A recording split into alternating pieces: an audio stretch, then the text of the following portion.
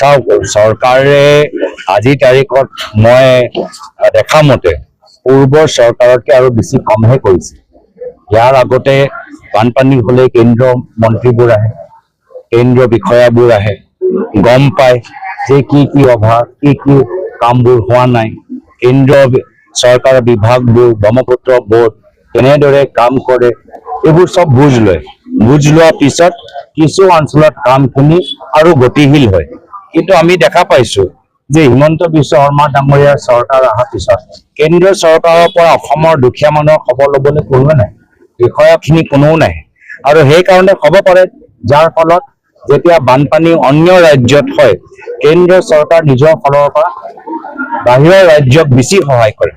আৰু আমাৰ অসমৰ ৰাজ্যত আমাৰ সম্পৰ্কত ক'ব যে অসমৰ ৰাজ্যৰ ওচৰত যি SDRFৰ ৰাজ্য চৰকাৰৰ যি পুঁজি আছে তাৰ পৰাই খৰচ।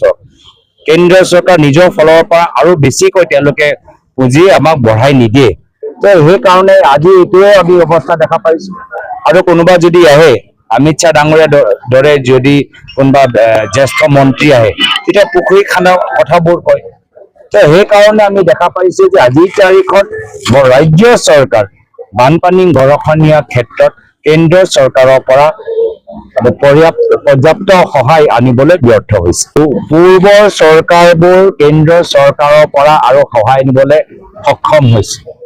ফ্লাড মেনেজমেণ্ট প্ৰগ্ৰামৰ এটা ৱাটাৰ ৰিচোৰ্চৰ বিভাগৰ এটা বিশেষ তাত আঁচনি আছিলে, আৰু ফ্লাড মেনেজমেণ্ট প্ৰগ্ৰামৰ যি আঁচনি আছিলে তাত বেছিভাগ সুবিধা, যদিও এটা ৰাষ্ট্ৰীয় আঁচনি, তাত বেছিভাগ সুবিধা অসমৰ মানুহে পাইছে। কিন্তু আজিৰ তাৰিখতো ফ্লাড মেনেজমেণ্ট নাই।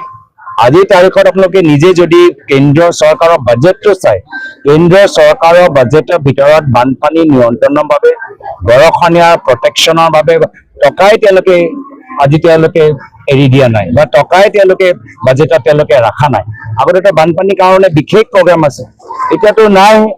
তো সেইটোৱে আমি দেখিছো যে বৰ্তমান চৰকাৰ বানপানী আৰু গৰাখহনীয়াৰ প্ৰতি তেওঁলোকৰ আগৰ চৰকাৰ দৰে চিন্তা